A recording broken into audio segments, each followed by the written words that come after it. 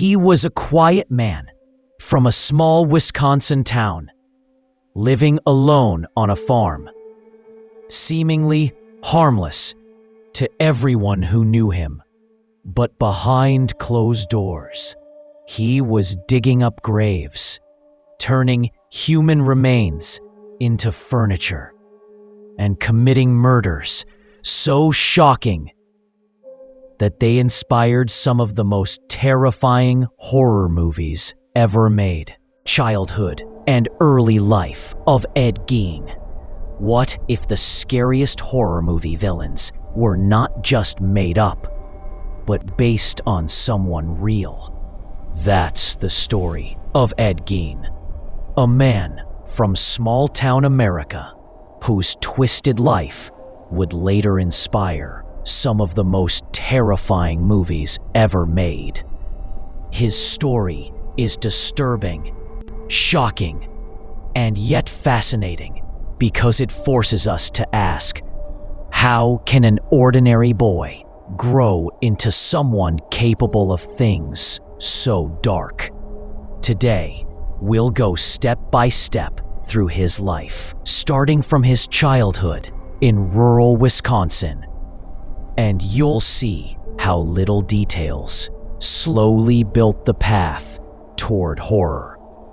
Stick with me, because the story only gets darker the deeper we go. Ed Gein was born on August 27, 1906, in La Crosse County, Wisconsin.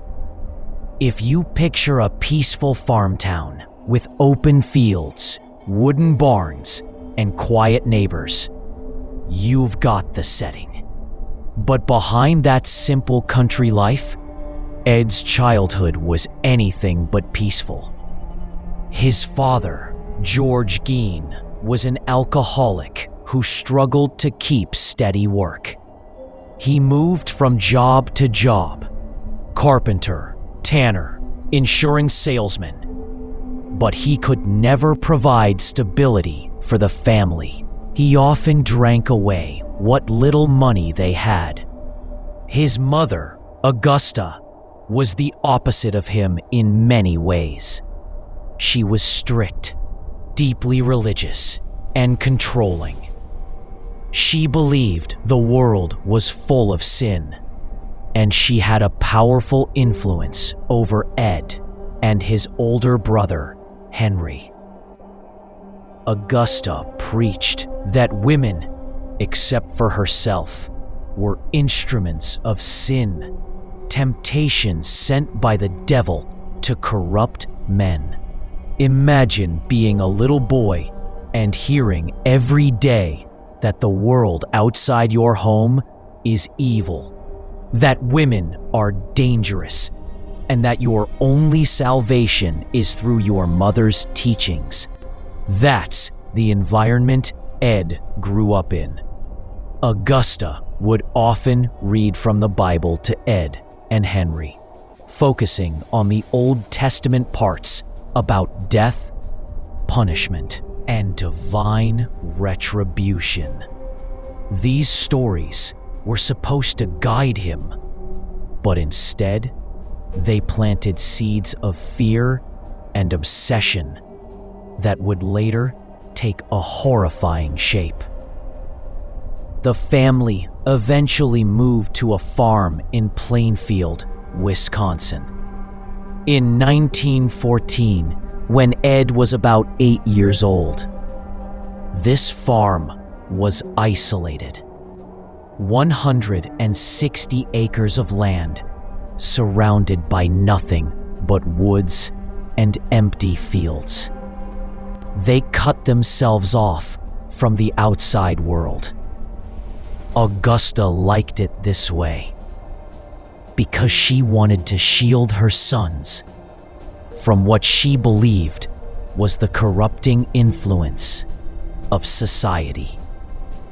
They weren't allowed to have friends, and any attempt Ed made to connect with other kids was shut down by his mother. His father's drinking got worse on the farm, and Augusta's control grew even stronger. Despite all this, Ed was a quiet and shy child.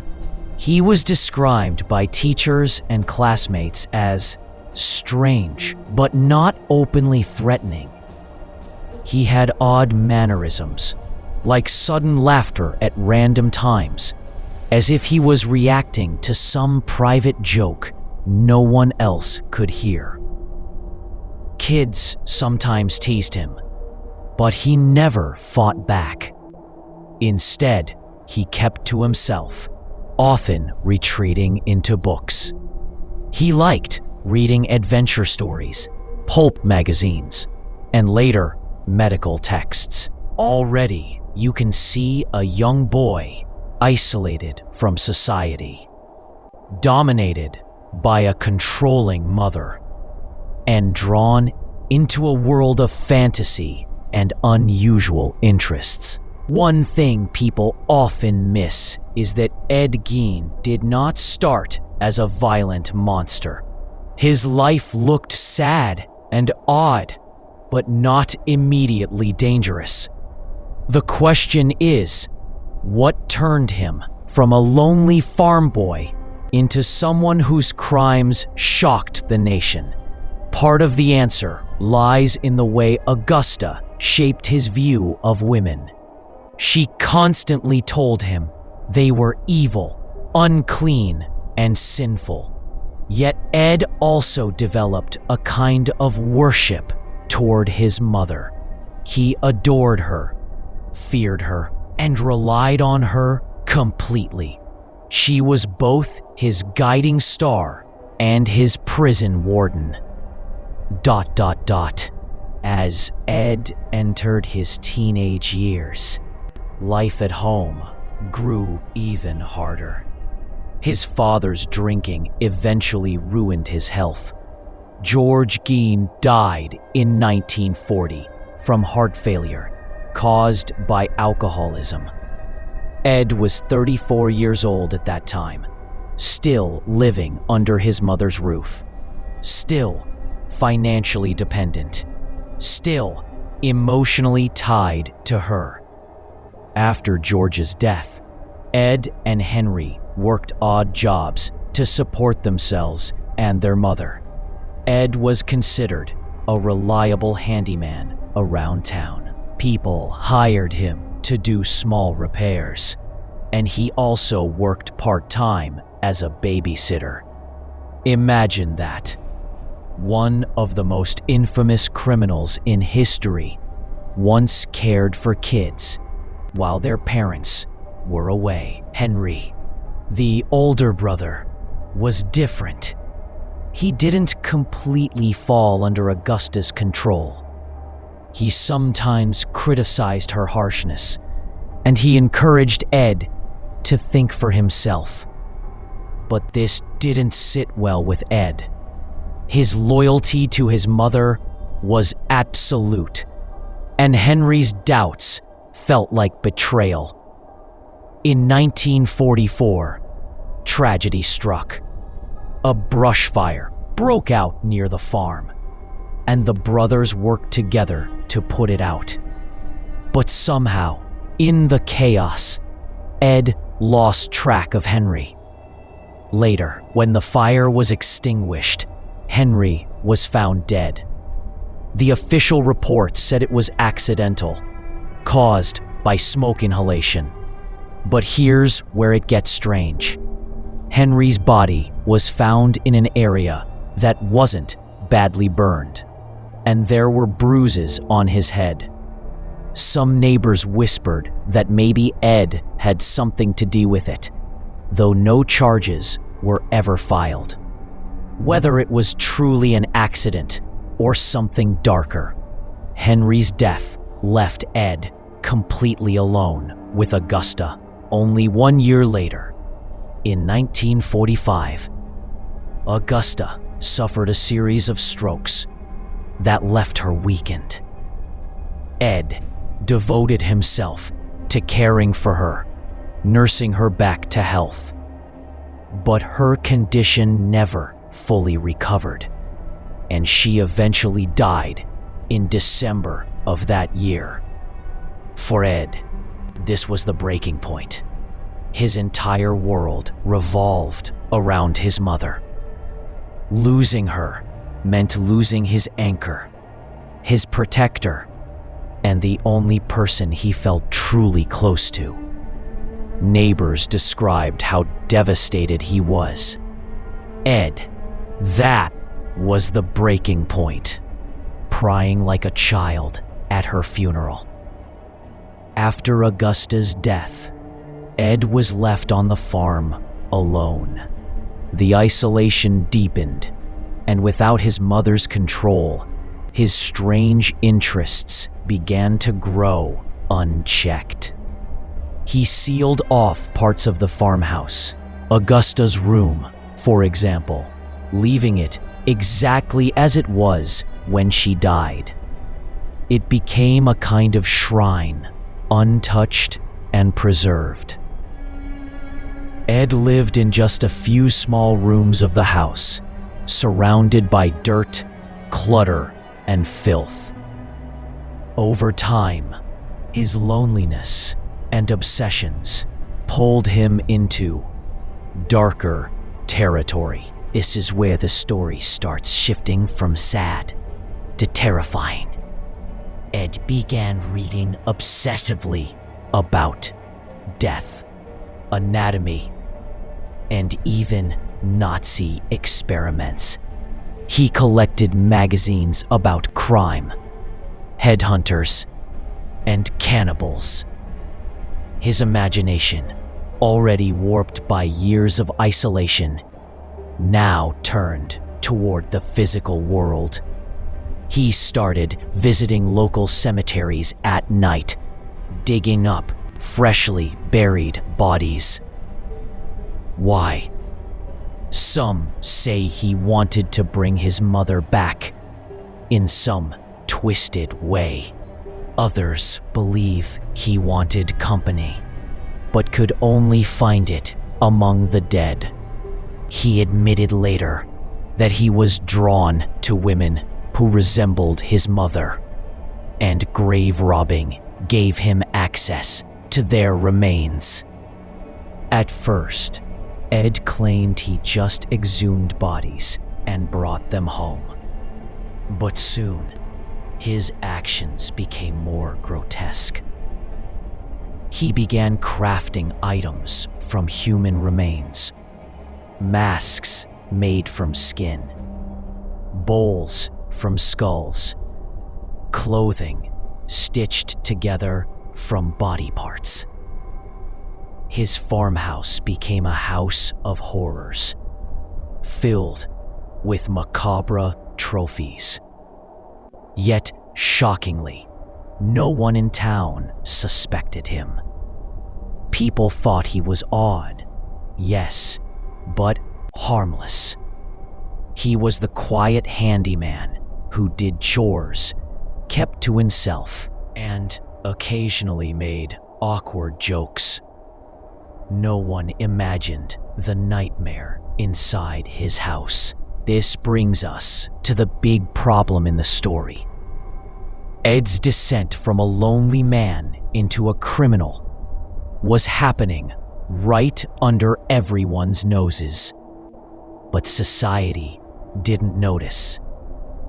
His strangeness was dismissed as eccentricity, and his isolation made it easy for him to hide what he was doing. The challenge here is that monsters don't always look like monsters. Sometimes they look like the neighbor who fixes your fence or the man who babysits your kids. By the time the 1950s rolled around, Ed Gein was fully living in his secret world. He robbed graves regularly, collecting parts to build what he called a woman suit, something he could wear to literally become his mother. This disturbing goal shows just how deep his obsession with Augusta ran. He couldn't let her go, and he tried to bring her back in the most horrifying way possible. And this is only the beginning, because soon Ed's obsession with the dead would spill over into the living. The crimes of Ed Gein and his capture. After his mother died, Ed Gein's life took a darker and darker turn. Alone on the Plainfield farm, he sank into a world of obsession, fantasy, and madness. At first, it was grave robbing. He would read obituaries in the local newspaper, then sneak into cemeteries at night, dig up freshly buried bodies, and take them home. He admitted later that he would sometimes just sit with the corpses, talking to them as if they were alive. Other times, he would cut them apart and keep certain body parts. He turned human skin into masks and furniture. To the outside world, this all remained hidden. Neighbors just saw him as a quiet, strange man. No one imagined what was inside that farmhouse. But eventually, the darkness inside Ed grew too strong to stay in the graveyards. He turned to living victims. The first known victim was Mary Hogan, a tavern owner in Pine Grove, Wisconsin. She was in her early 50s, and locals remembered her as a tough woman with a loud personality. Some even said she reminded them of Augusta, Ed's mother. That connection may have been what drew Ed to her. On December 8th, 1954, Mary Hogan disappeared. Her tavern was found with blood on the floor, but no sign of her. The police were baffled. For years, her disappearance was a mystery. People in town even joked about it. And when Ed was asked about Mary, he would sometimes say strange things like, "She's at the farm right now." Everyone thought it was just one of his weird jokes. They had no idea it was true. Ed lived with this secret for 3 years. Then, in November 1957, he struck again. This time, his victim was Bernice Warden, a 58-year-old woman who ran the local hardware store in Plainfield. Bernice was well known in the community. On the morning of November 16th, 1957, her store was open, but strangely quiet. Customers noticed no one was there. Later, her truck was seen being driven out of town. Her son, Frank Warden, who was a deputy sheriff, quickly grew concerned.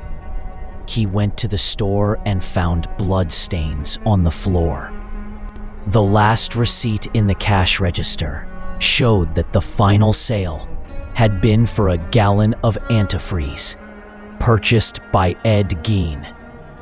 That single clue, a receipt, would unravel everything. Police immediately went to the Gein farmhouse. When they arrived, they found the doors locked. But inside the shed, they made a horrifying discovery. Bernice Warden's body was hanging upside down like a slaughtered deer. She had been shot with a rifle and then mutilated. The officers who saw it were shocked beyond words. One later said it was like walking into a nightmare. When they searched the house, the nightmare only deepened. Inside Ed's farmhouse, police found human skulls used as bowls, chairs upholstered with human skin, a lampshade made from a face, a box full of noses, a belt made from human nipples, and most disturbing of all, a full suit of skin stitched together from multiple female corpses.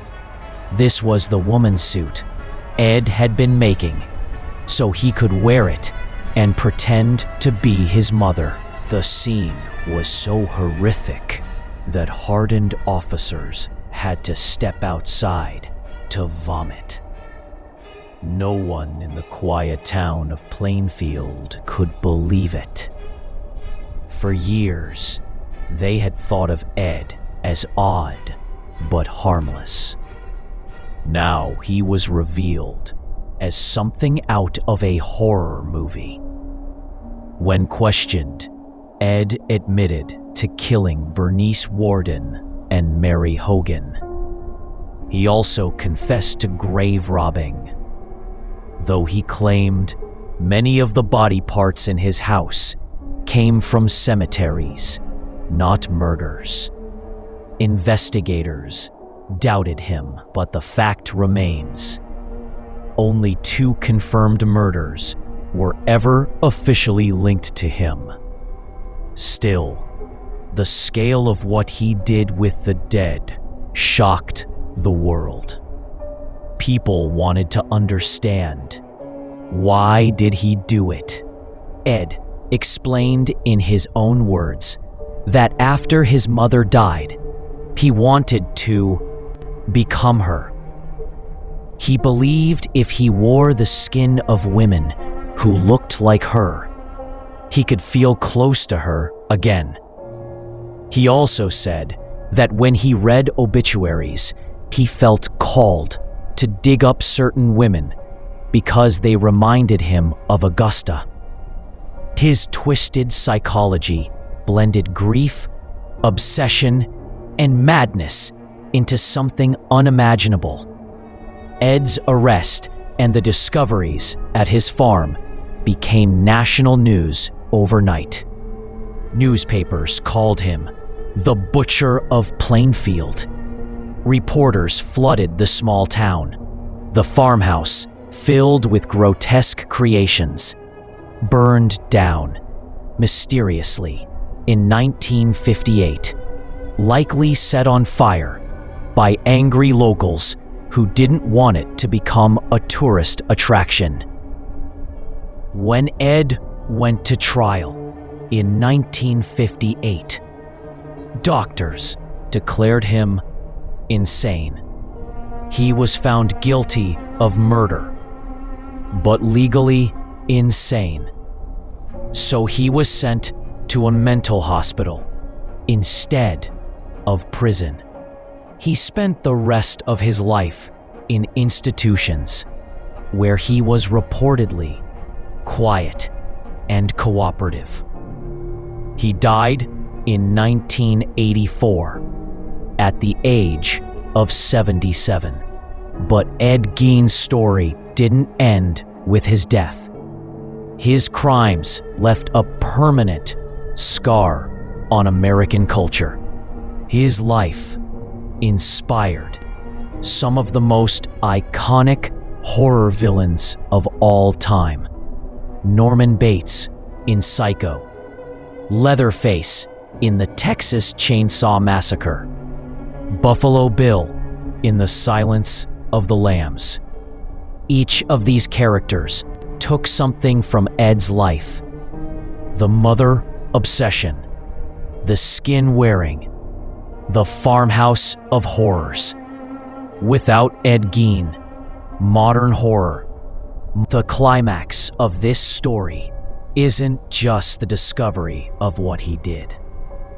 It's the realization that a man who seemed so ordinary could be capable of things so extraordinary in their darkness. And that's why his name still sends chills down people's spines. In conclusion, Ed Gein's story is not just about murder. It's about isolation, control, obsession, and the terrifying ways a human mind can twist when left unchecked. It's a warning that monsters don't always come from the outside world. Sometimes they grow quietly in places we least expect. Inside the mind of Ed Gein and his cultural shadow, the crimes of Ed Gein left police, doctors, and ordinary people struggling to answer the same question. What was going on inside his head? How could a man who seemed so quiet, so shy, turn into someone who robbed graves and made suits from human skin? To understand Ed Gein, we have to go back into his psychology, his loneliness, and the way his mother's shadow controlled him long after she died. Doctors who studied Ed said he suffered from severe mental illness, including schizophrenia. He struggled to tell the difference between reality and fantasy. He also showed signs of psychosis, hearing voices, believing things that weren't real, and creating entire worlds in his head. But more than that, he was a product of extreme isolation. After Augusta's death, Ed had no friends, no wife, no family left. He was alone on a farm in rural Wisconsin, with nothing but his dark thoughts to keep him company. That kind of isolation can drive even healthy people to despair. For Ed, it became the perfect breeding ground for madness. What stood out most was his obsession with women who reminded him of his mother. In psychology, there's a term called Oedipus complex, which refers to a child's strong attachment to a parent of the opposite sex. In Ed's case, it wasn't just an attachment, it was an obsession. He worshipped his mother when she was alive and couldn't let go of her when she was dead. When Augusta was gone, he tried to rebuild her in the most disturbing way possible, by literally making her out of other women's bodies. His woman suit was not just a grotesque piece of clothing. It was his way of bringing her back, of stepping into her skin, of keeping her alive inside him.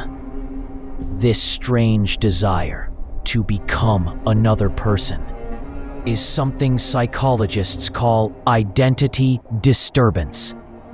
It's when a person doesn't feel complete in their own skin, so they try to fill the emptiness by becoming someone else.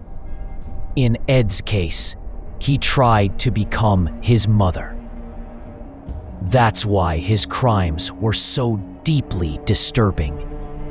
They weren't about money or power or even sexual pleasure.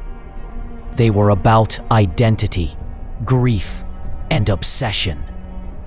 Ed's case also raised another frightening question.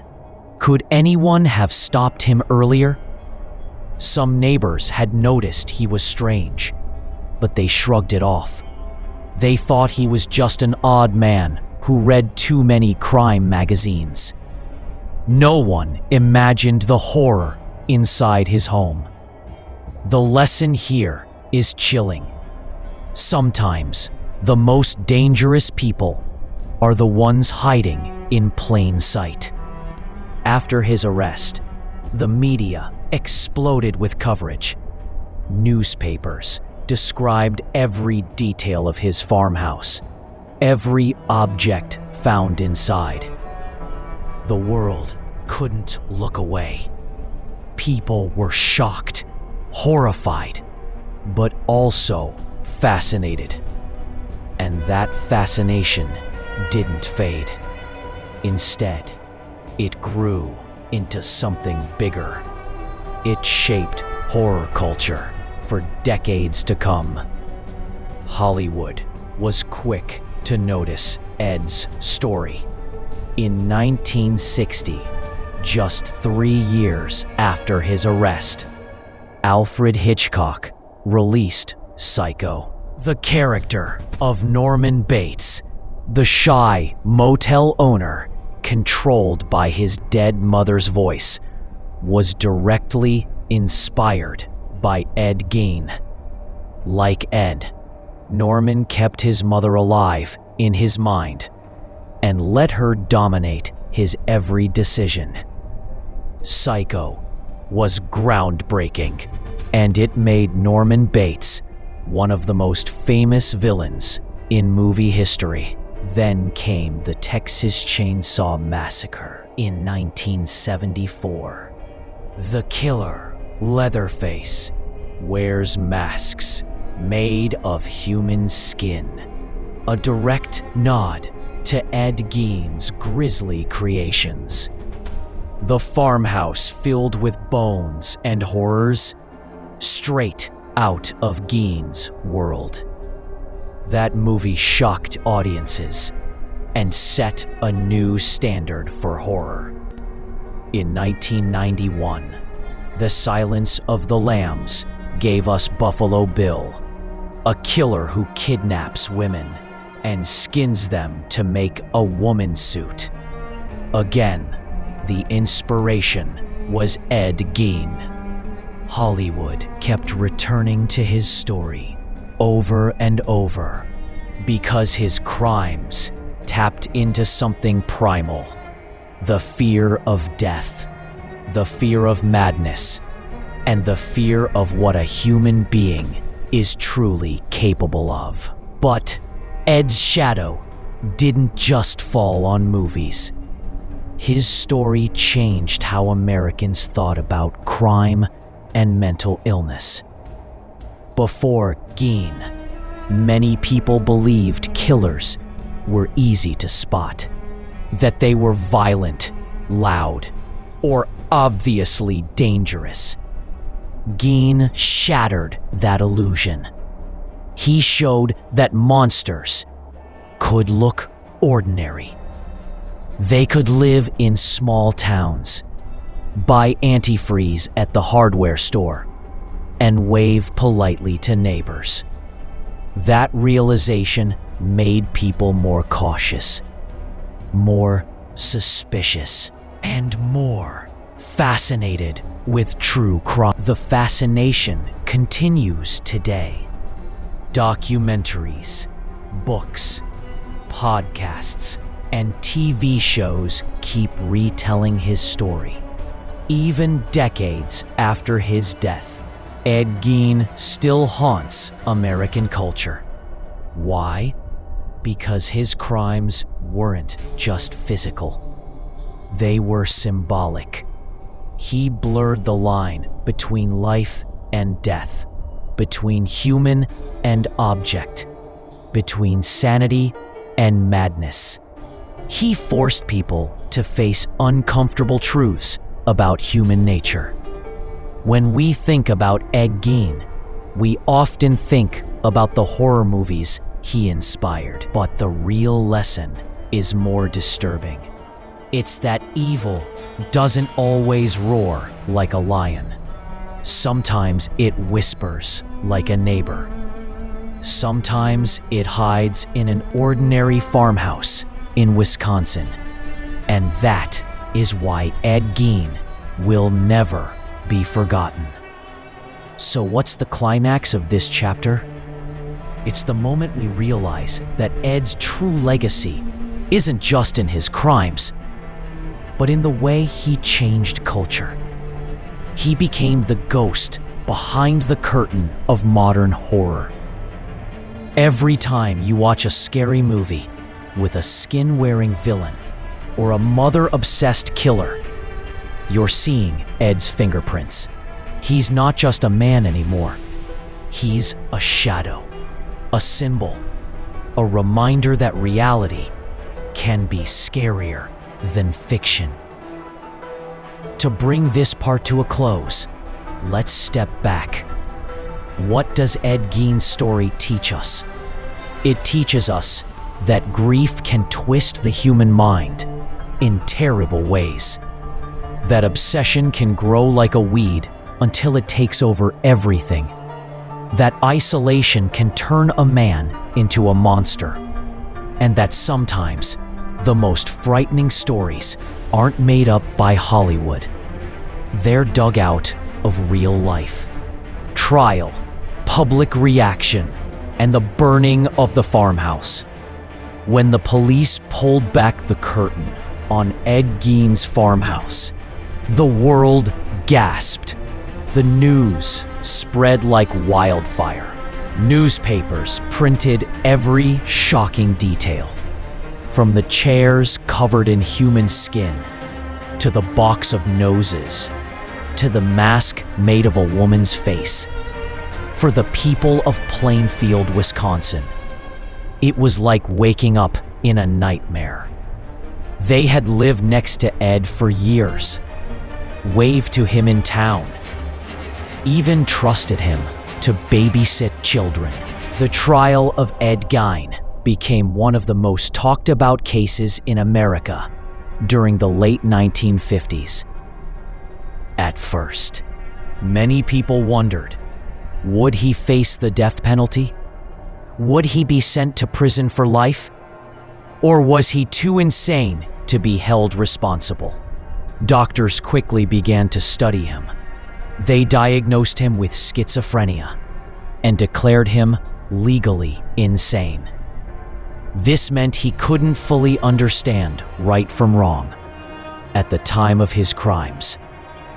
In 1958, Ed was put on trial for the murder of Bernice Worden. The courtroom was packed. Reporters from across the country sat shoulder to shoulder with curious locals, all eager to see the man who had shocked the nation. But the trial wasn't as dramatic as some expected. Ed sat quietly, almost politely, answering questions in a calm voice. He didn't shout, didn't cry, didn't act like a monster. If you didn't know what he had done, you might think he was just an ordinary man. The jury found him guilty of murder. But because of his mental state, he was declared not guilty by reason of insanity. Instead of prison, Ed was sent to Central State Hospital for the criminally insane in Waupun, Wisconsin. Later, he was moved to Mendota Mental Health Institute in Madison, where he would spend the rest of his life. There, he was a model patient. Nurses said he was polite, cooperative, and even liked to help out with chores. It was hard for many to imagine that this quiet man had once made lampshades from human skin.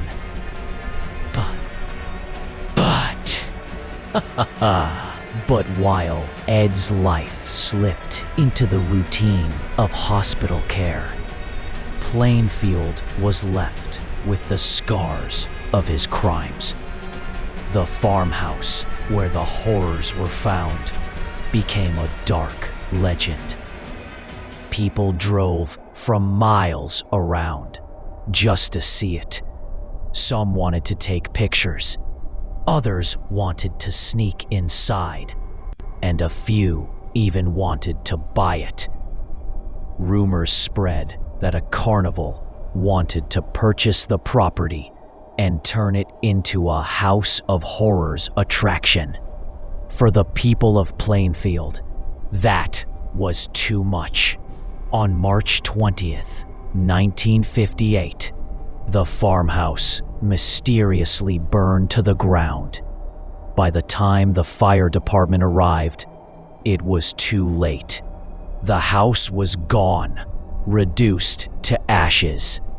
Some locals said it was an accident. Others whispered that someone had set it on purpose. To this day, no one knows for sure, but many believe it was the town's way of erasing the nightmare, of making sure Ed's home never became a tourist attraction. Even after the house was gone, Plainfield was never the same. The town became known as the home of Ed Gein, the Butcher of Plainfield. For decades, people avoided saying his name out loud. Children were warned not to wander too far into the fields or woods where Gein's shadow seemed to linger.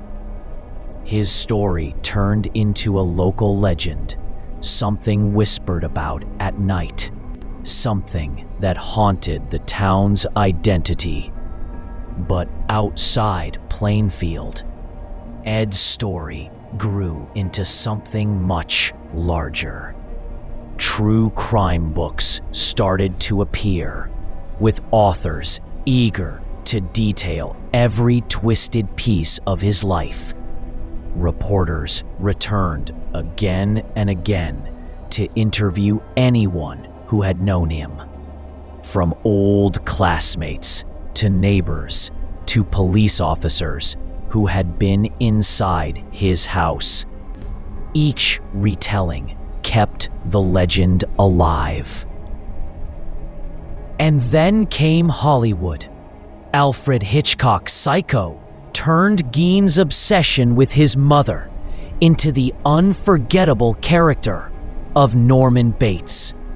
The movie was a massive hit, and suddenly millions of people were watching a story that began in Plainfield. Years later, the Texas Chainsaw Massacre shocked audiences with its raw brutality, inspired by Gein's grisly crafts. And in the 1990s, The Silence of the Lambs brought Buffalo Bill to the screen, stitching together women's skins just like Ed once dreamed of doing. Every time a new horror movie villain wore a mask of skin or kept a shrine to his mother, people whispered the same name: Ed Gein. He had become more than a man. He was a symbol, a cultural ghost haunting the background of a... But the truth is, Ed's real life was stranger and sadder than any movie. He wasn't a chainsaw-wielding monster chasing people through the woods. He wasn't a genius manipulator like Hannibal Lecter. He was a lonely, broken man, trapped in a fantasy world shaped by a controlling mother and fueled by years of isolation. His crimes were horrific, but his life was pathetic. That mix of horror and pity is what made him so unforgettable. In 1984, Ed Gein died in the Mendota Mental Health Institute at the age of 77. His death was quiet. There was no drama, no headlines screaming of another crime, just the end of a long, strange life. He was buried next to his family in Plainfield Cemetery, the same cemetery where he had dug up so many of his victims. His grave has been vandalized over the years, by curious fans and collectors who wanted a piece of the man who inspired nightmares. Today, his headstone is gone, stolen, and never returned. But his body still lies there, in the same ground he once disturbed. The story of Ed Gein doesn't end with his death. In some ways, it only grew stronger. He lives on in horror movies, in books, in documentaries, in the whispered stories people tell when they want to scare each other at night.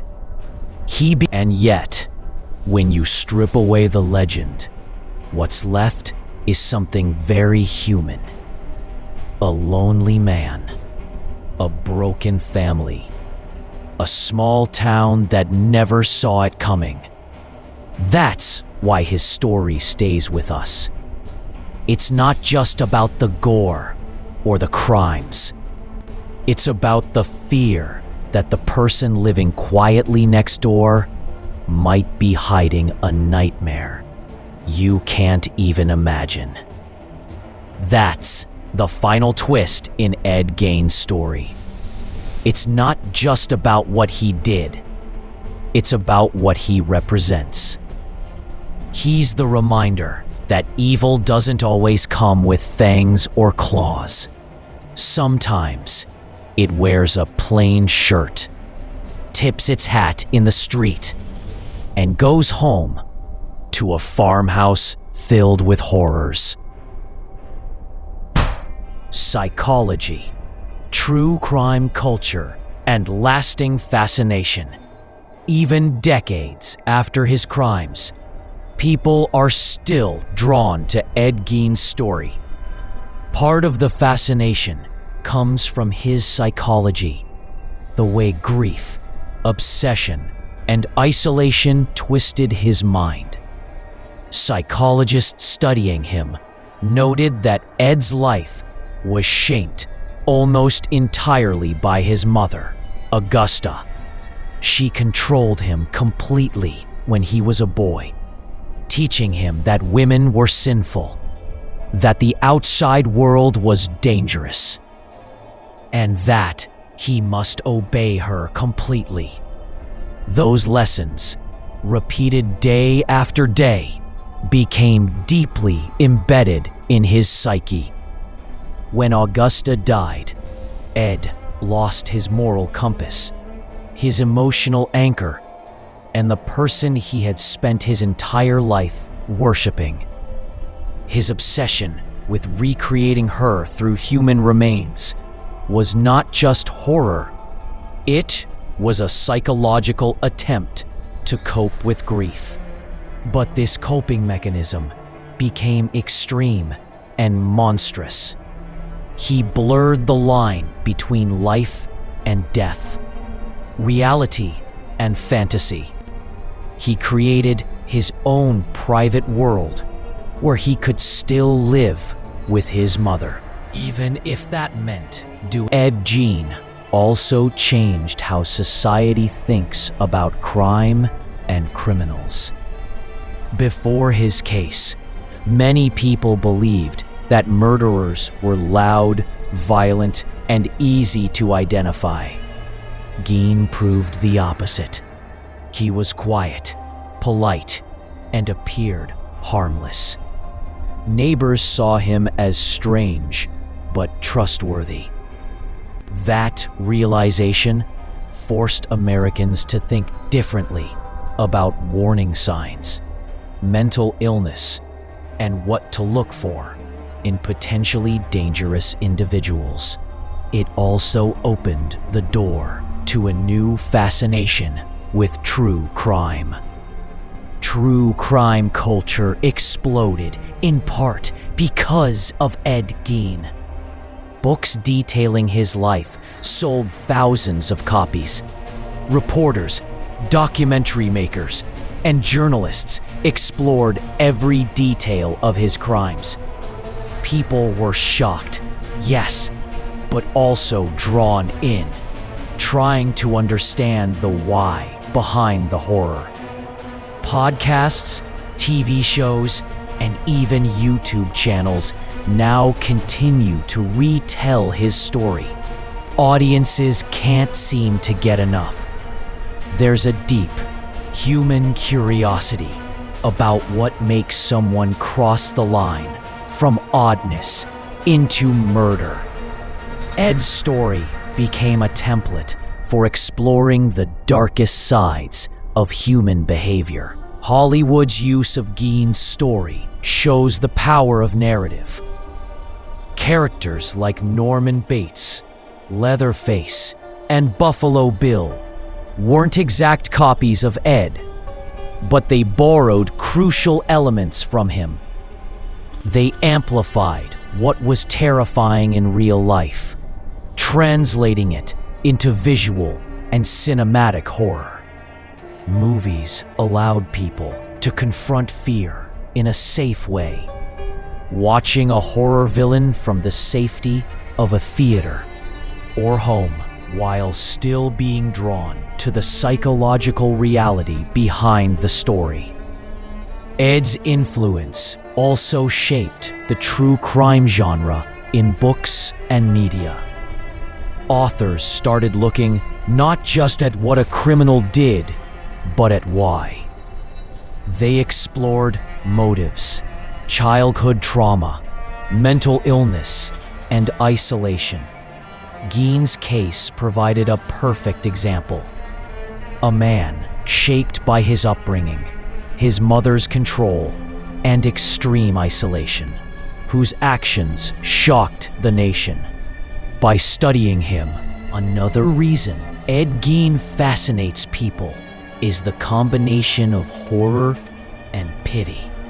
He wasn't a genius mastermind, a charismatic killer, or a sociopath who charmed everyone around him. He was lonely, shy, and broken.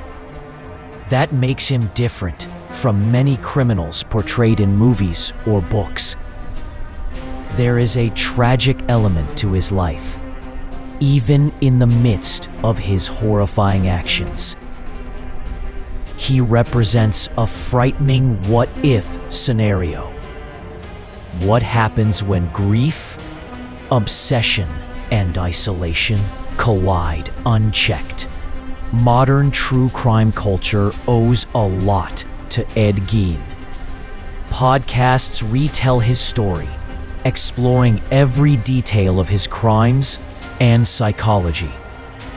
YouTube channels like Mr. Ballen and Lazy Masquerade examine the eerie, true-life details of his life. True crime documentaries often use Gein as a benchmark for extreme behavior, the gold standard for unsettling criminal history. Finally, Ed's story reminds us of something deeper, the thin line between normality and madness. To the neighbors, Ed was harmless. He mowed lawns, fixed fences, and occasionally helped out around town. No one suspected what he did in the dead of night. That ordinary exterior makes the horror even more potent. It forces us to ask, could someone we know, someone quiet and seemingly harmless, harbor dark obsessions we can't see?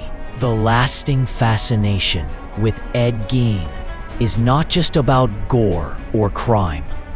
It's about understanding the human mind. It's about exploring grief, obsession, and isolation. It's about the blurred boundary between life and death, sanity and insanity. And it's about realizing that reality can sometimes be more horrifying than any fictional story. Ed Gein's legacy is therefore twofold. He is a real-life figure whose crimes shocked the nation, and he is a cultural symbol who continues to influence horror films, true crime media, and psychological study. His story teaches that monsters can be created by environment, upbringing, and isolation, not just by evil intent. And that's why, even decades later, people remain fascinated by him, retelling his story again and again. Victims, farmhouse horrors, and symbolism. The story of Ed Gein is horrifying, not just because of what he did, but because of the deeper meaning behind his actions. Understanding his victims and the farmhouse horrors helps us see the full picture of his twisted mind. Bernice Worden and Mary Hogan are the two victims most directly linked to Ed's confirmed murders. Mary Hogan, a tavern owner, vanished in 1954. Neighbors later reported seeing Ed acting strangely around that time. Some said he would stare at her home for long periods, as if plotting something. Her disappearance shocked the small town, but the truth remained hidden until years later. Bernice Worden, on the other hand, was killed in 1957.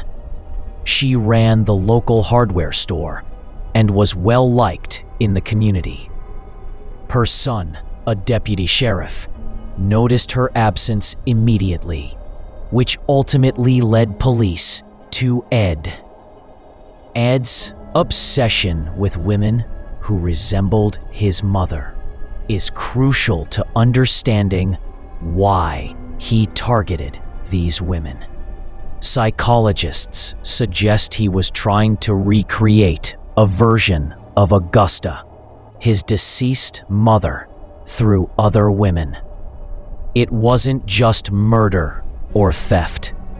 It was an attempt to make the world conform to his twisted need for connection.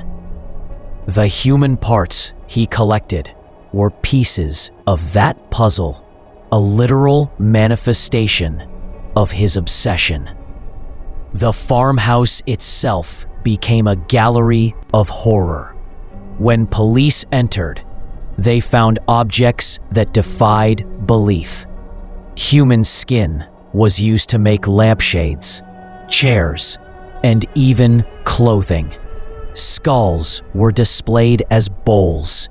Noses were collected in boxes, and a woman's suit, stitched together from multiple corpses, was found. Every item in the house told a story about Ed's mind. The farmhouse wasn't just a home. It was a shrine to his obsession and grief, a place where his symbolism played a key role in his crimes. The masks and the woman's suit represented his desire to become his mother, to embody her, and to feel close to her, even after death. Every item made from human remains was part of this dark ritual. Ed was trying to control death, to keep life as he wanted it, rather than accepting reality. Psychologists call this magical thinking, when a person believes that objects or actions can influence reality in ways that are impossible. For Ed, creating objects from the dead was a way to maintain control over life and death. The impact on the local community cannot be overstated. Plainfield, Wisconsin, became a place people associated with fear and darkness. Neighbors who had once waved at Ed now whispered about him behind closed doors. People were scared to walk alone at night, worried about what might be hidden in the fields or barns. Ed's crimes shattered the illusion of safety in a small town. The idea that someone so ordinary could commit such acts changed how Americans thought about community and trust. Ed's story also influenced how law enforcement approached crime scenes. Before Gein, investigators often focused on obvious motives like money or revenge. But Ed's crimes were motivated by obsession and mental illness. The fascination with his story extends into media because it blends horror with psychological depth. Horror movies, books, and documentaries take elements from his life, the isolation, the obsession, the grotesque objects, and amplify them to scare audiences. But the most unsettling part is that this horror happened in real life. Unlike fiction, there was no script, no safety net, no guarantee that anyone would survive. The randomness and reality of his actions create a tension that fictional stories can rarely replicate. The victims' lives also remind us that true crime is not entertainment. Mary Hogan and Bernice Worden had families, friends, and futures. Their deaths were tragedies. By studying Ed's actions, we are reminded of the human cost behind sensational headlines. It's easy to get lost in the horror of objects and psychology. The farmhouse, burned down in 1958, remains a symbol. Even as ashes, it tells the story of a man who turned grief into obsession and obsession into crime. It shows what can happen when isolation, control, and mental illness are left unchecked. Psychologists and criminologists study Ed Gein not because they glorify his actions, but because his story offers insight into preventing future tragedies. Understanding how a person can descend into such extremes can help society intervene before it's too late. In essence, Part 6 highlights the combination of psychology, obsession, and horror in Ed Gein's life. The victims remind us of the real human cost. The farmhouse demonstrates the physical manifestation of his mind, and the symbolism behind every object shows the depth. Ed Gein's legacy, therefore, is complex. He was a murderer and a grave robber, yes, but also a case study in the dangers of extreme isolation and obsession. He changed how people think about true crime, horror, and psychology. And perhaps most importantly, he serves as a reminder that the human mind can be both fragile and terrifyingly creative when left unchecked. Hollywood adaptations and influence on modern horror. Ed Gein's story didn't just scare people, it changed how horror was told in America. Before Gein, many horror movies relied on supernatural monsters like vampires or ghosts. or exaggerated villains who were clearly not real.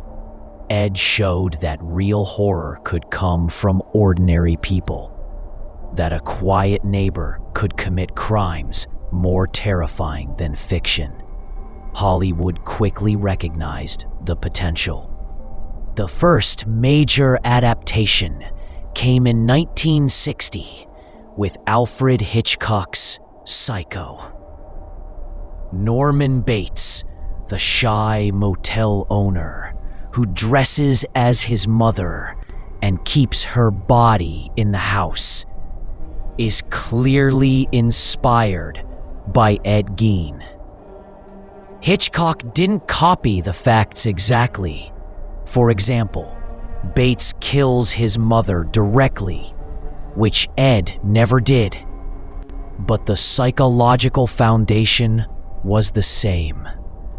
Obsession with a deceased mother, isolation, and a split identity are all core elements drawn from Gein's life. The movie shocked audiences. Suddenly, horror was no longer just about monsters.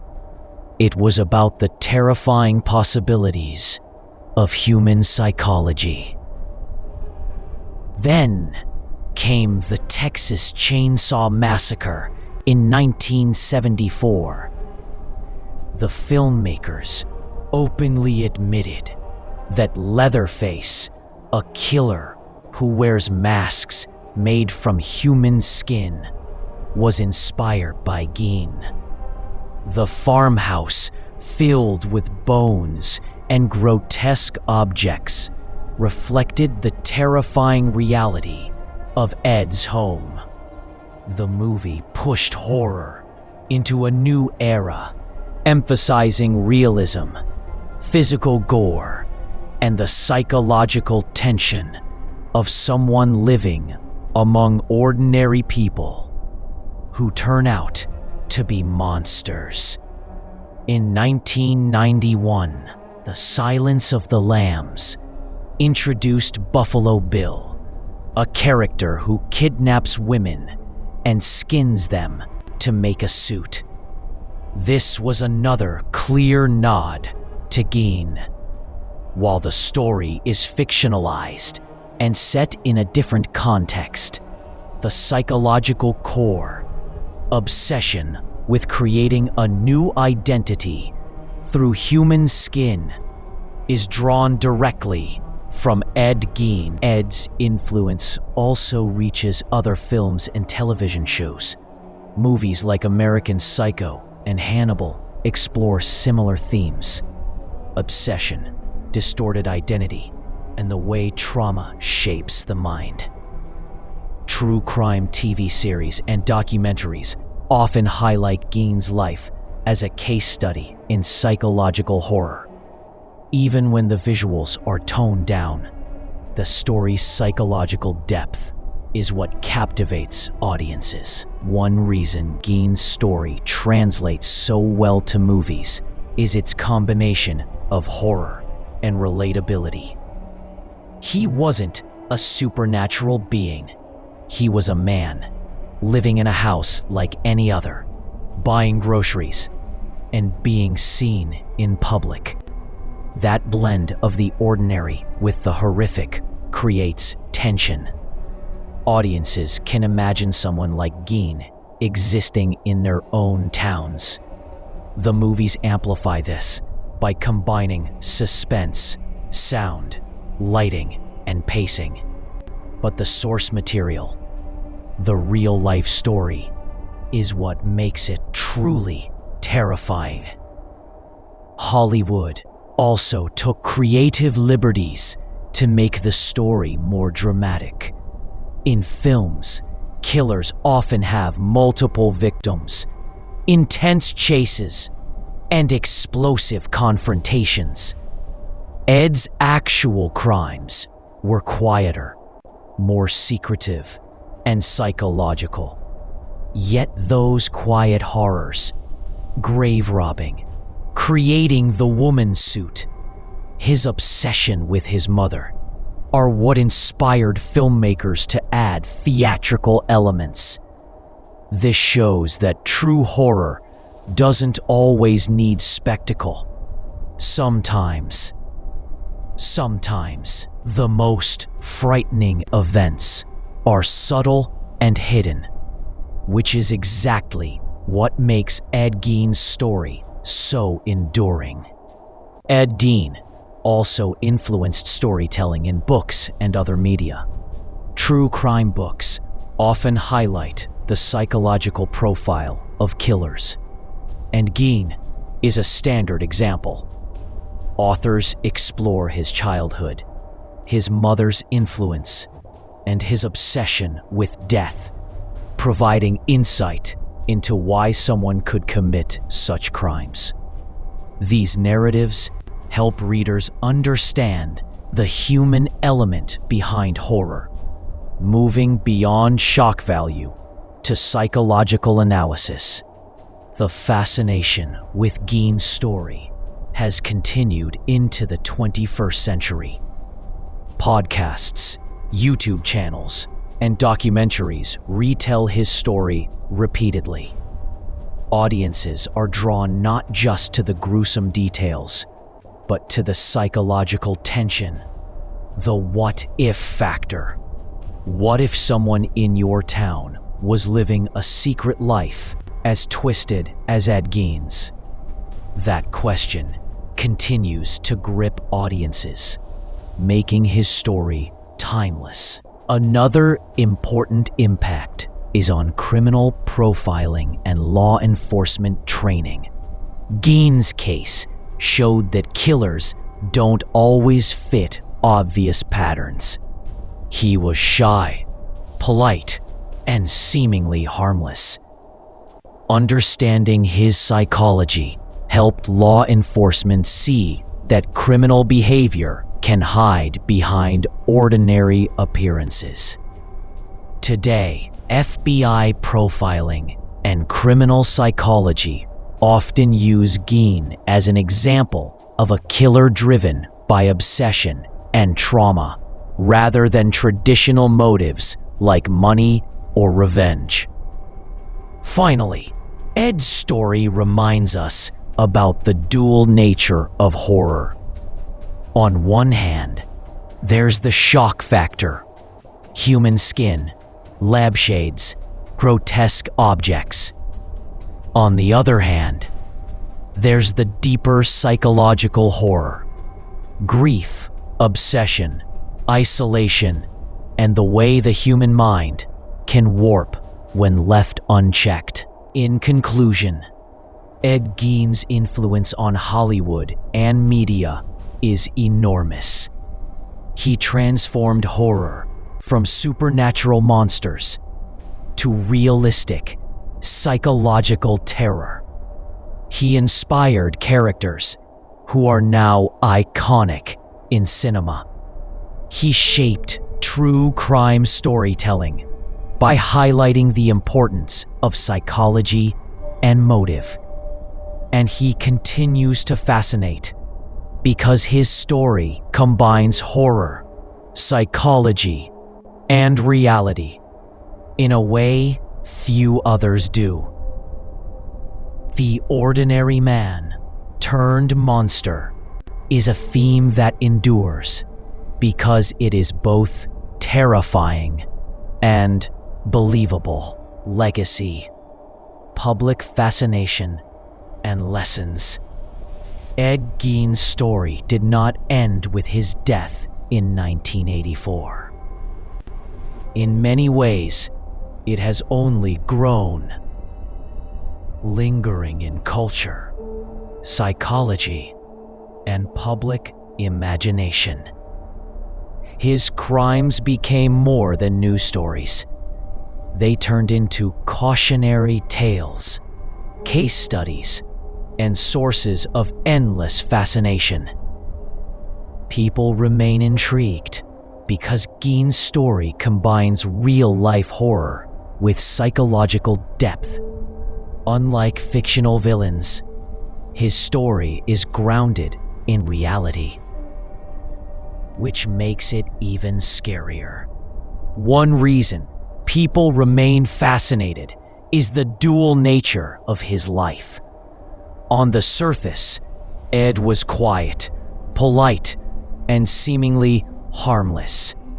He mowed his lawn, bought groceries, and kept to himself. But behind closed doors, he lived in a house filled with human remains, reenacting a twisted version of reality. This contrast between the ordinary and the horrific captures attention because it challenges assumptions about safety and normality. It raises a chilling question. How well do we truly know the people around us? Ed's story also sparked interest in the psychology of criminals. Mental health professionals studied him to understand how grief, trauma, and obsession could lead to extreme behavior. His obsession with his mother, combined with severe isolation, created the perfect environment for his disturbing fantasies. Psychologists consider his case a textbook example of identity disturbance and compulsive behavior driven by trauma. By studying Ed, experts can better understand warning signs and prevent similar tragedies in the future. Public fascination is also fueled by the grotesque details of his crimes. The farmhouse, filled with human skin objects, and the infamous woman suit, shocked the nation. People are naturally curious about taboo subjects like death and the macabre. True crime media capitalizes on that curiosity. Books, documentaries, and podcasts retell the story, often analyzing every psychological and societal factor involved. Audiences are drawn to the why behind the horror, not just the horror itself. The cultural legacy of Ed Gein is significant. In addition to inspiring iconic horror characters like Norman Bates, Leatherface, and Buffalo Bill, his story influenced entire genres of film and literature. Modern horror often features ordinary people committing terrifying acts. True crime media frequently explores the psychology of criminals, highlighting trauma, isolation, and obsession. Ed's case provided the template for all of this. Without him, much of modern horror and true crime storytelling might look very different. Ed also changed public perception of mental illness and criminal responsibility. His case showed that extreme crimes could stem from untreated psychological disorders and traumatic upbringing. This influenced legal proceedings, psychiatric evaluations, and criminal profiling. The idea that not all killers are cold-blooded sociopaths, but sometimes deeply disturbed individuals, became widely understood. Gein's story opened the door to a more nuanced view of crime. Another reason Ed's story captivates audiences is the balance between horror and tragedy. He was a victim of his upbringing in many ways.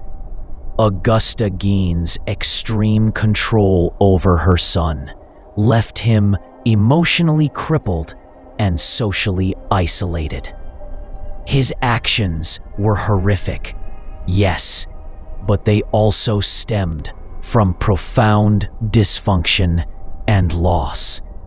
That duality, monster and victim, adds depth to the narrative and keeps people thinking long after the story is told, even decades later. Ed Gein remains a reference point in psychology, criminology, and media studies. Students study his case in criminal psychology courses. Writers and filmmakers reference him to build believable villains. True crime enthusiasts dissect every detail, from his childhood to his methods. His story has endured because it speaks to something universal: the human mind's capacity for darkness when shaped by trauma, obsession, and isolation. The fascination is also moral. Gein forces audiences to confront uncomfortable truths about humanity. He challenges the assumption that normal-looking people are safe, that grief is harmless, or that isolation is benign. His story is a warning about what can happen when psychological and emotional needs go unmet. It's a reminder that vigilance, empathy, and mental health care are vital in society.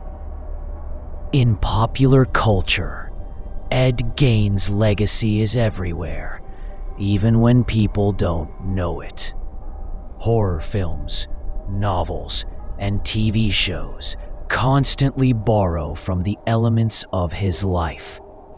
Obsession with a deceased parent, grotesque physical manifestations of fantasy, and the hidden dangers in small-town life. His story has become almost mythic, a symbol of the terrifying potential of human psychology. At the same time, his victims must not be forgotten. Mary Hogan and Bernice Worden had lives, families, and dreams.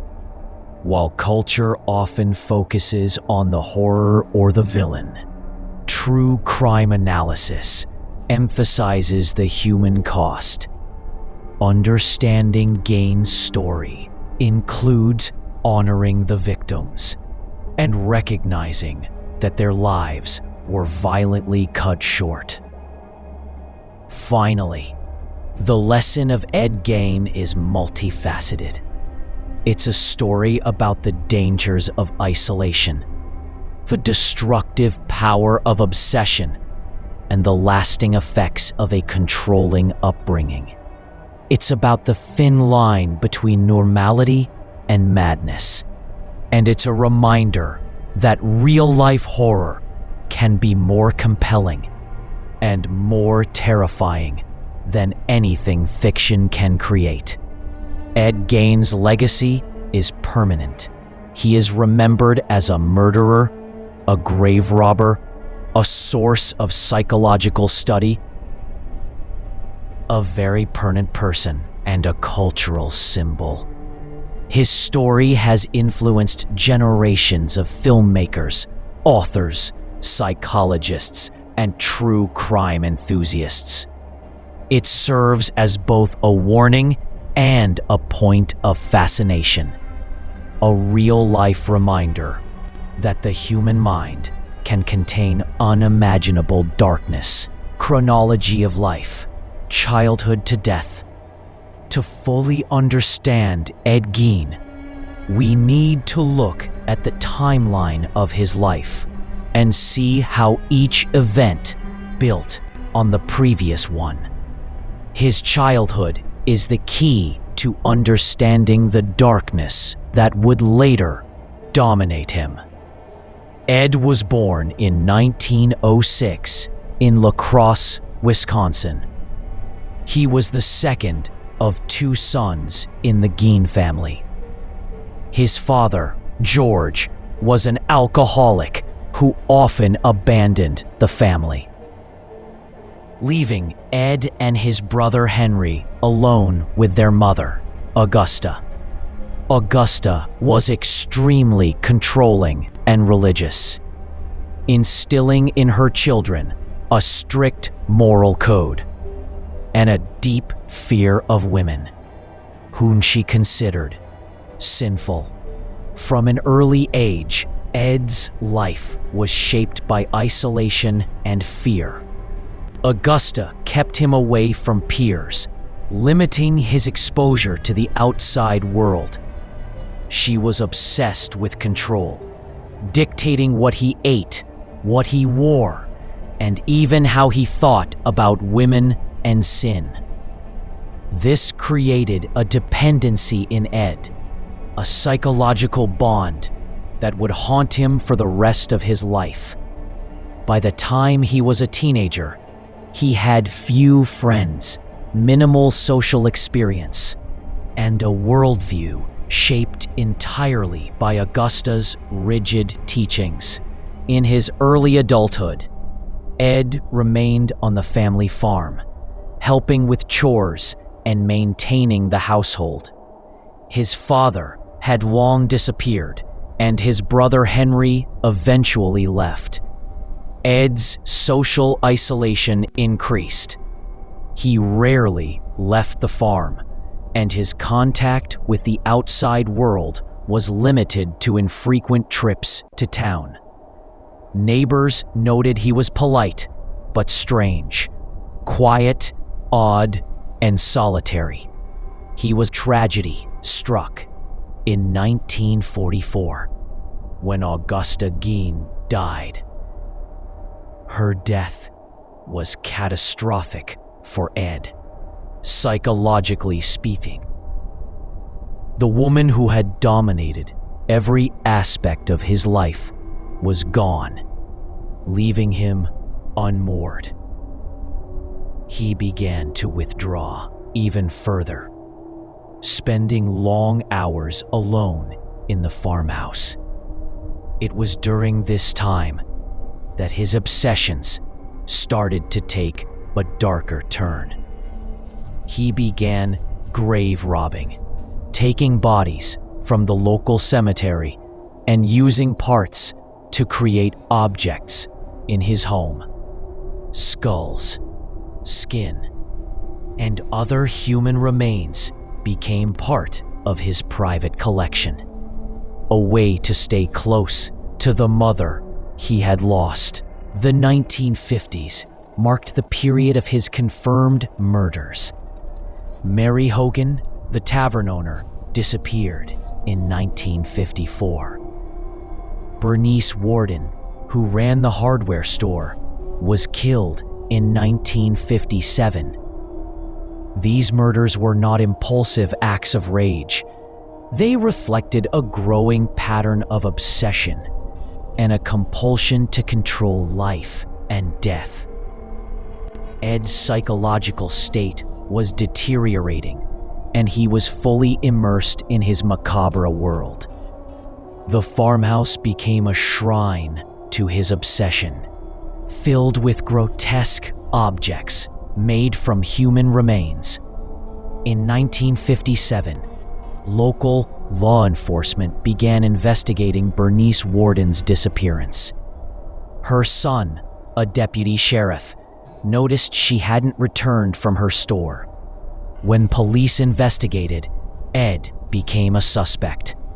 Upon searching his farmhouse, they discovered the full extent of his crimes. The scene was shocking. Human skin lampshades, skulls used as bowls, a woman's suit stitched together from multiple corpses, and other objects no one could have imagined. In 1958, Ed was arrested and put on trial for murder. Experts diagnosed him with schizophrenia, and he was declared legally insane. He was sent to Central State Hospital for the criminally insane, and later to Mendota Mental Health Institute. Unlike the violent criminals portrayed in media, Ed became a model patient. He followed the rules, cooperated with nurses, and lived quietly within the institution until his death. During the years in the hospital, Ed's life was relatively uneventful, but his legacy continued to grow. The farmhouse had been burned down in 1958, removing the physical location of his crimes, but not the stories attached to it. Books, newspaper articles, and later films kept his story alive. His death in 1984 marked the end of his life, but the legend of Ed Gein persisted. He became a symbol of psychological horror, inspiring characters like Norman Bates, Leatherface, and Buffalo Bill. Looking at his life chronologically shows a pattern: early trauma, extreme control by his mother, isolation, obsessive behavior, and eventual criminal acts. Each stage built upon the previous one, illustrating how environment, upbringing, and mental illness can combine to produce extreme outcomes. It's a timeline that moves from a fragile, isolated child to a man capable of horrifying acts. Highlighting the Ed Gein's chronology also serves as a cautionary tale.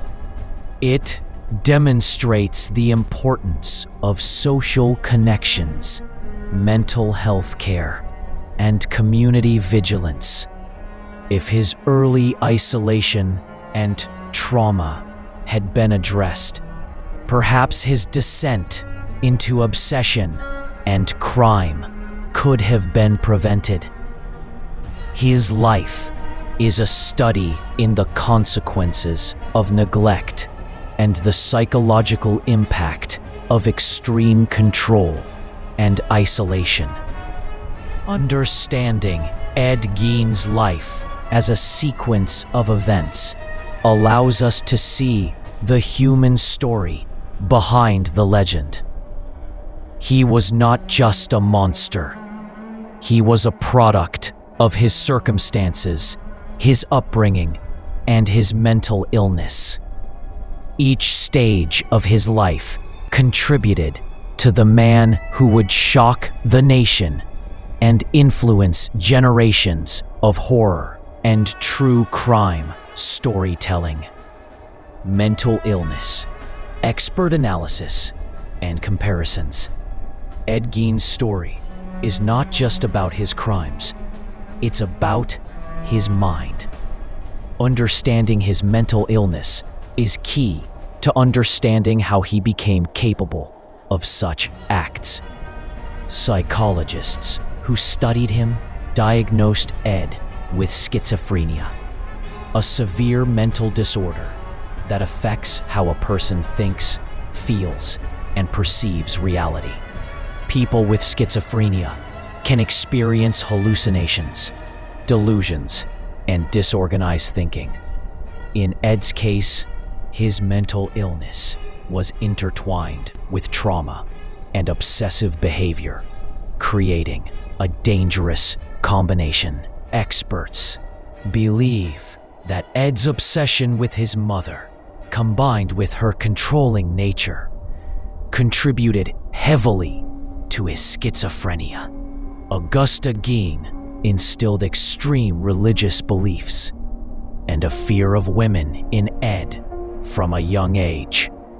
She dictated every aspect of his life, leaving him emotionally dependent and socially isolated. When she died, Ed's mind could not cope. He created a private world where he could still be close to her, using objects made from human remains to reconstruct the presence of his mother. This was a form of delusional thinking, common in severe mental illness.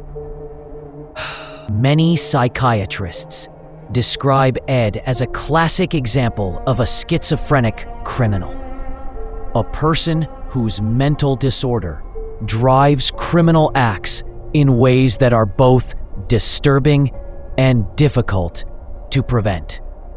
Unlike criminals motivated by money, power, or revenge, Ed was driven by internal compulsions, fantasies, and grief. His violence was not calculated in a traditional sense. It was compulsive, ritualistic, and psychologically motivated. Understanding this helps experts distinguish between different types of offenders. Comparisons with other infamous criminals provide further insight. Unlike Ted Bundy or John Wayne Gacy, who were manipulative, charming, and sociopathic, Ed lacked charisma. He was shy, awkward, and socially withdrawn. He did not lure victims with charm or deceit. Instead, he preyed on vulnerability and used his obsession to justify his actions. His crimes were less about domination over others and more about fulfilling a personal compulsion tied to mental illness. Another comparison is with Jeffrey Dahmer.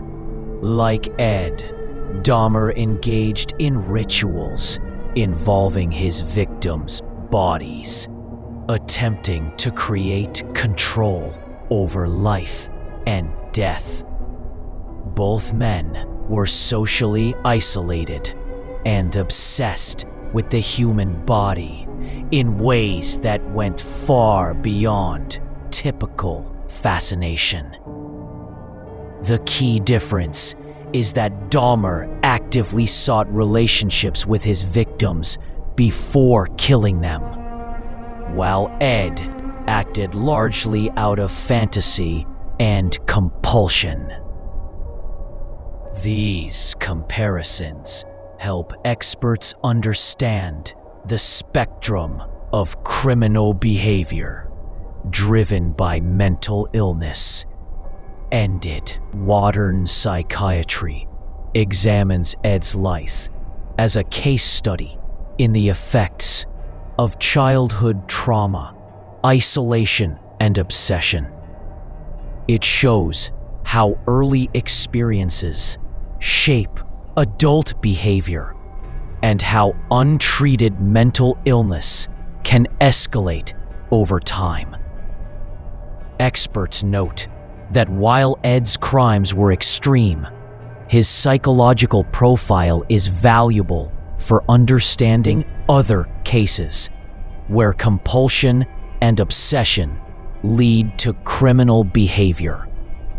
This has practical implications for law enforcement, therapy, and experts, noting that while Ed's crimes were extreme, his psychological profile is valuable for understanding other cases and preventative care. And even today, Ed Gein is frequently referenced in textbooks, lectures, and criminal psychology courses. Students analyze his upbringing, his obsessions, and the progression of his crimes to learn how environment and mental illness intersect. The lessons extend beyond crime. They offer insight into human behavior, trauma, grief, and the dangers of extreme social isolation. It's also important to note that Ed's actions were not entirely impulsive. There was a method to his madness: grave robbing, collecting human remains, and creating objects required planning, patience, and technical skill.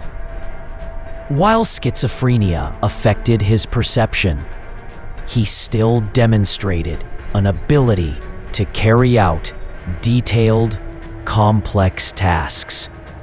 This combination of mental illness and procedural planning is rare, making him a unique subject for study.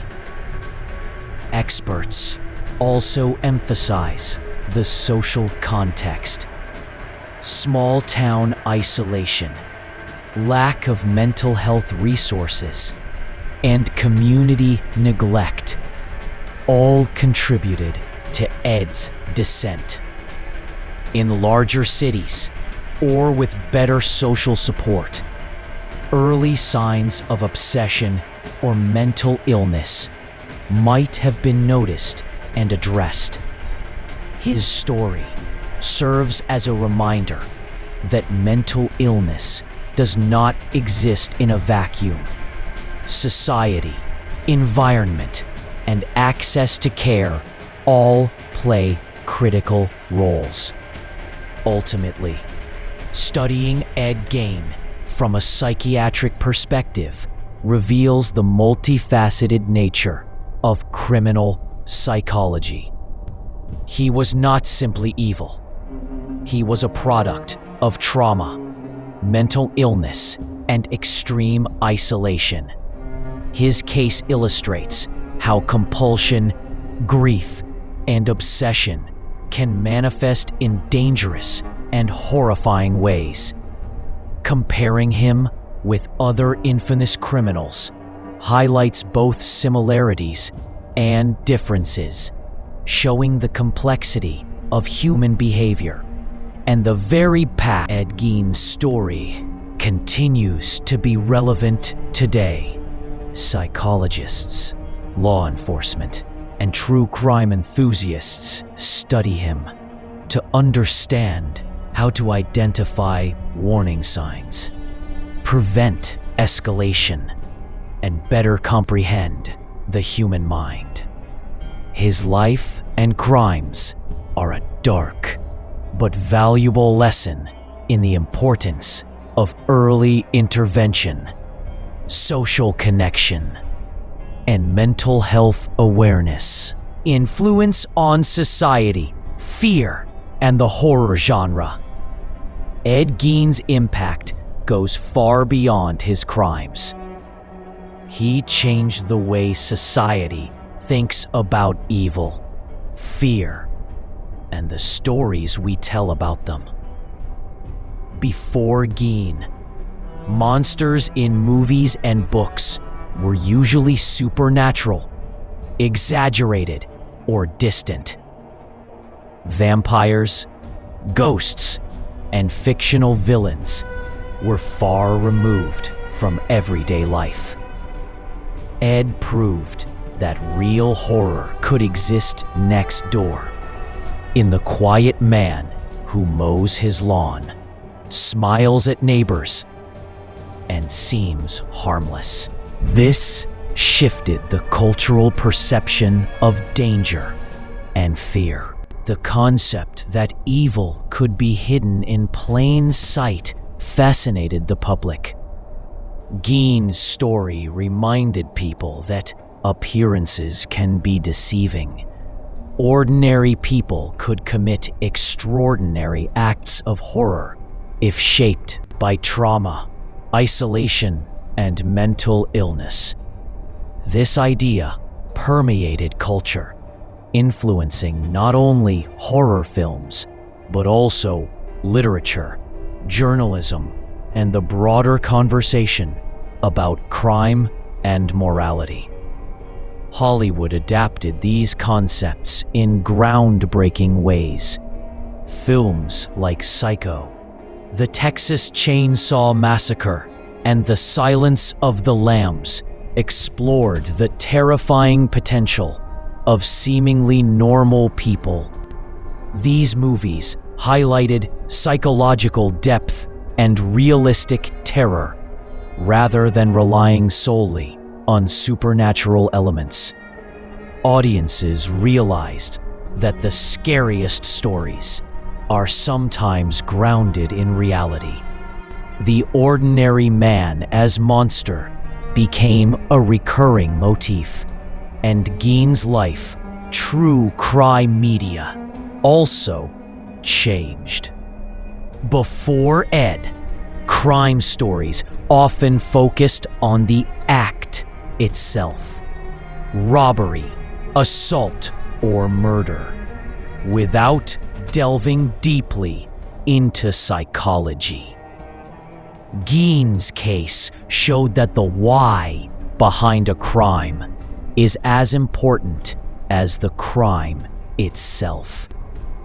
Authors, journalists, and documentarians began exploring psychological factors, upbringing, isolation, and trauma. Podcasts, YouTube channels, and documentaries frequently reference Ed as a case study in understanding the mind behind the murder.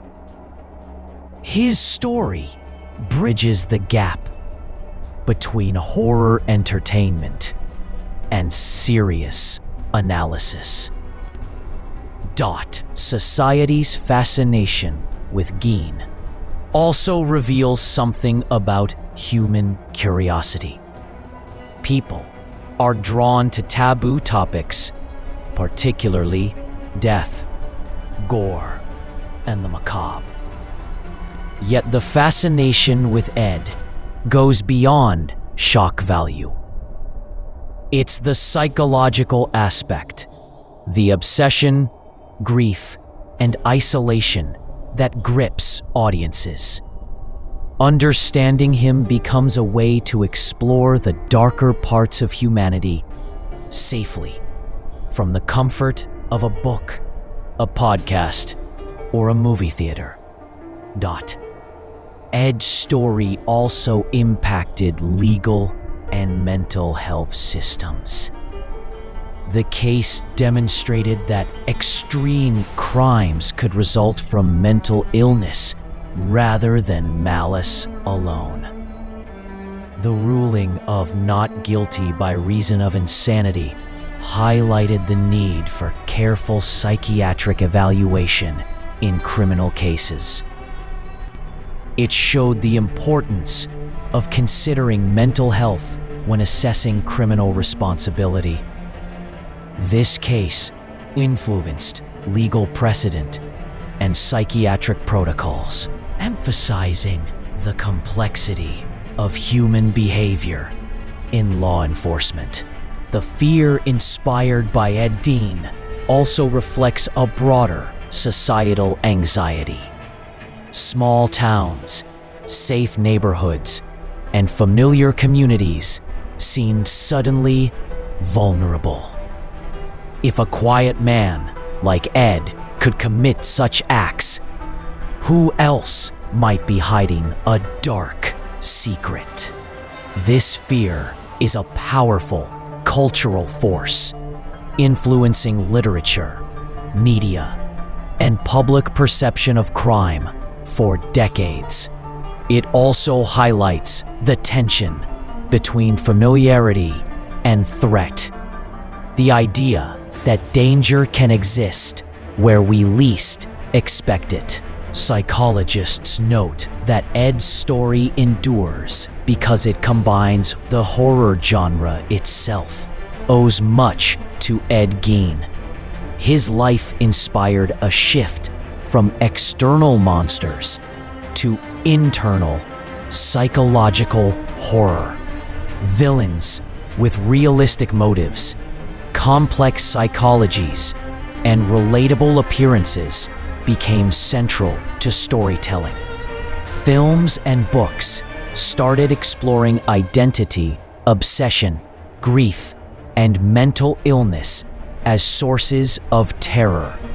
Gein's influence is clear in nearly every modern horror narrative that features an ordinary person committing extraordinary acts. Even today, decades after his death, Ed Gein remains a reference point. Criminal psychologists study his case to understand extreme behavior. True crime enthusiasts dissect his life, crimes, and motives. Writers and filmmakers continue to adapt elements of his story into new characters and narratives. His influence is pervasive because it bridges reality and fiction, crime and psychology, horror and humanity. Finally, the societal lesson from Ed Gein is multifaceted. His story warns of the dangers of isolation, untreated trauma, and obsession. It challenges assumptions about who is safe and who is dangerous. It encourages vigilance, empathy, and awareness of mental health. And it reminds us that the most terrifying monsters are not always supernatural. They can be human, living quietly among us.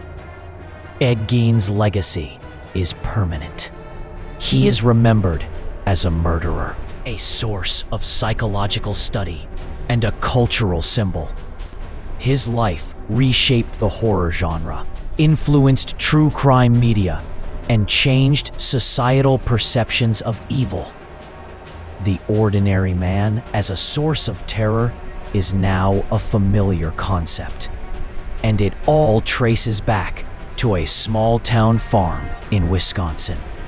A man obsessed with his mother, and a series of events that shocked the world. Psychological lessons, prevention, and modern fascination. Ed Gein's story is not just about horror. It's a lesson in psychology and society. Studying his life can help prevent future tragedies. One of the most important lessons is the effect of childhood trauma. Ed's upbringing with Augusta Gein was controlling, isolating, and psychologically damaging. Psychologists today emphasize early intervention in such situations. Children exposed to extreme control, neglect, or abuse are at higher risk of developing compulsions, mental illness, and antisocial behavior. Addressing these issues early can change life outcomes significantly. Isolation is another key factor.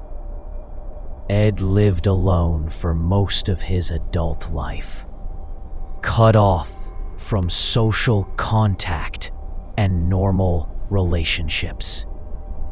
Human beings need connection, and long-term isolation can distort perception, magnify obsessions, and worsen mental illness. Modern society recognizes this risk, especially in rural or remote communities, emphasizing community support, social engagement, and mental health outreach to reduce similar outcomes. Obsessive behavior also played a central role. Ed's fixation on his mother drove many of his actions. Today, mental health professionals study how unresolved grief and obsessive attachments can become dangerous.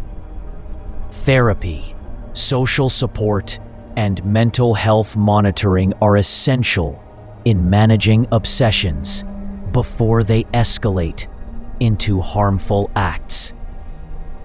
Ed's life demonstrates the extreme consequences when these interventions are absent. Modern forensic psychology also benefits from Ed Gein's case. Law enforcement now considers psychological profiles in investigations. Understanding the mindset of a killer can help predict behaviors, prevent further crimes, and protect potential victims. Ed's case is a foundational example in criminal profiling, teaching experts how childhood trauma, mental illness, and social isolation can combine to create a dangerous individual. Society also learns from the fascination with his story. People are drawn to true crime because it allows them to explore fear in a controlled way. Media outlets, documentaries, podcasts, and books examine not just the crimes, but the psychology behind them. The interest is a reflection of human curiosity about morality, mental health, and the dark side of human nature. Educators and psychologists can leverage this fascination to raise awareness about mental illness, trauma. Another lesson is the importance of mental health resources. Ed Gein's behavior escalated unchecked for decades.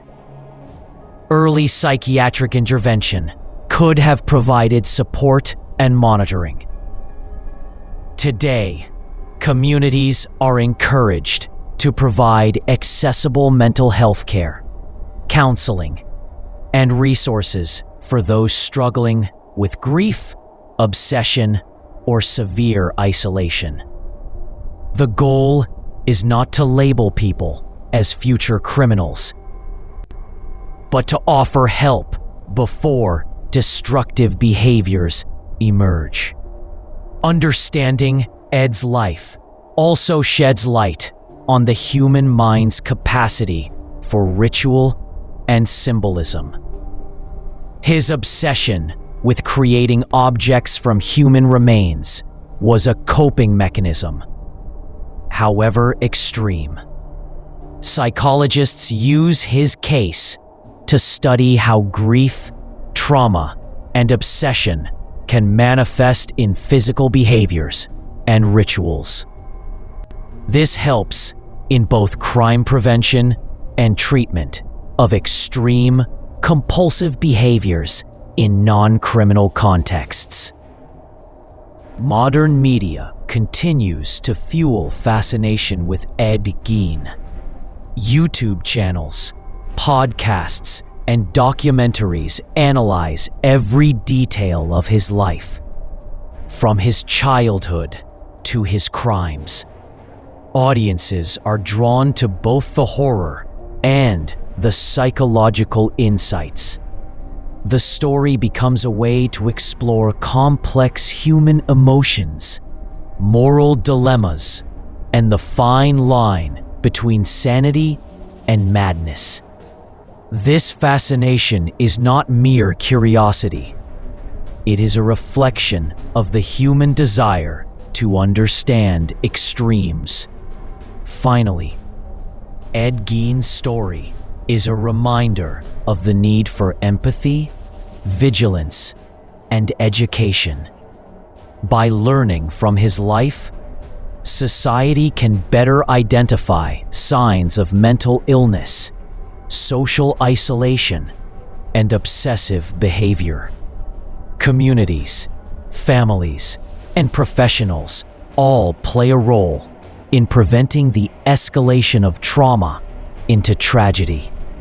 His story is a cautionary tale, illustrating what can happen when warning signs are ignored and mental health needs. Ed Gein's enduring relevance is also seen in how he shapes modern horror and true crime storytelling.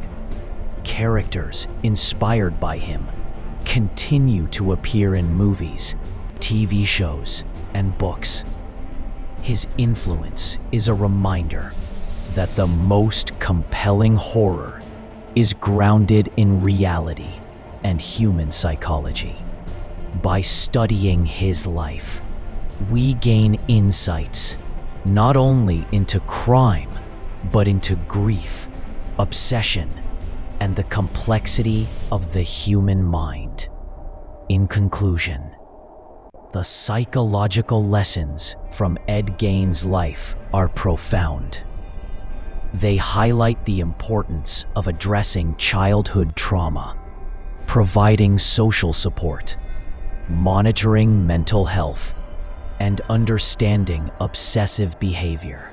His story serves as both a warning and an opportunity to learn. By examining his life, society can prevent similar tragedies, support vulnerable individuals, and continue to explore the dark and complex nature of the human mind safely through media, education, public reactions, media coverage, and final reflections. Ed Gein's arrest and the revelations about his farmhouse shocked the nation. When the police uncovered the human remains and grotesque objects, newspapers across the United States reported every gruesome detail. People were horrified, fascinated, and confused. How could a seemingly ordinary man living in a quiet Wisconsin town commit such crimes? The initial public reaction combined fear with curiosity.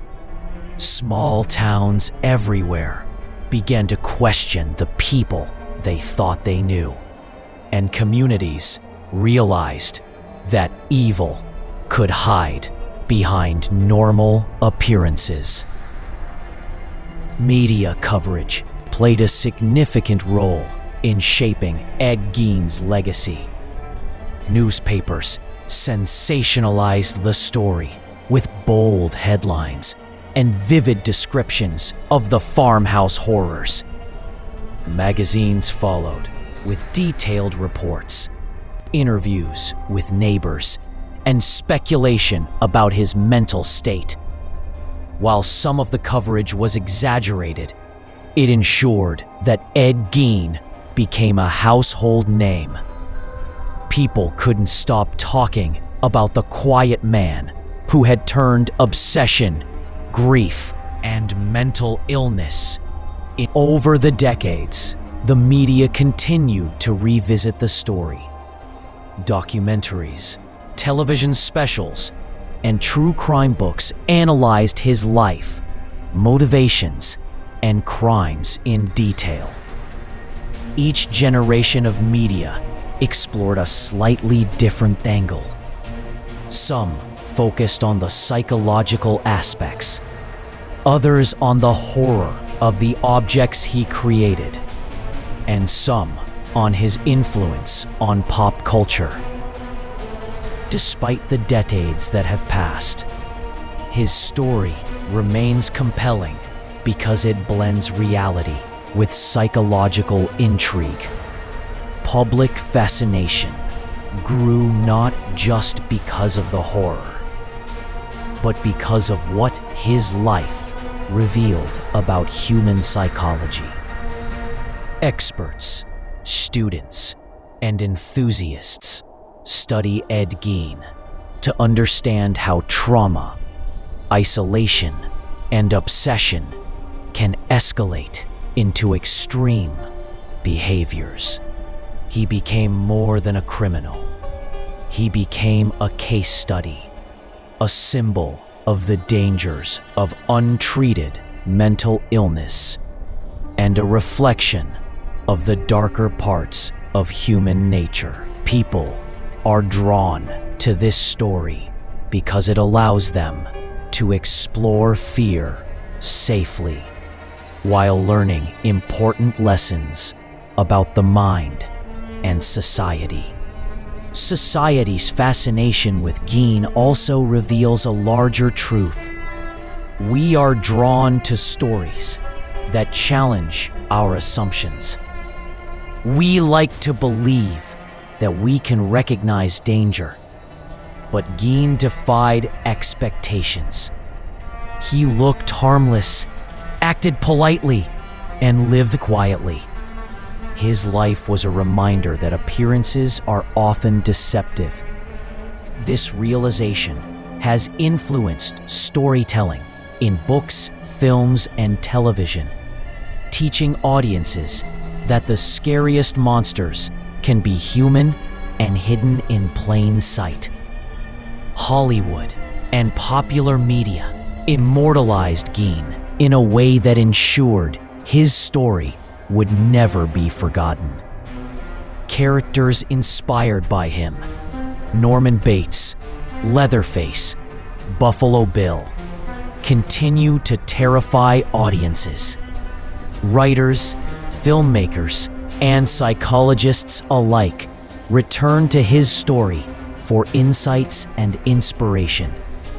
His influence extends beyond horror into true crime and psychology, bridging entertainment with real-world lessons. Reflecting on his life, Ed Gein's story is a mix of horror, tragedy, and psychology.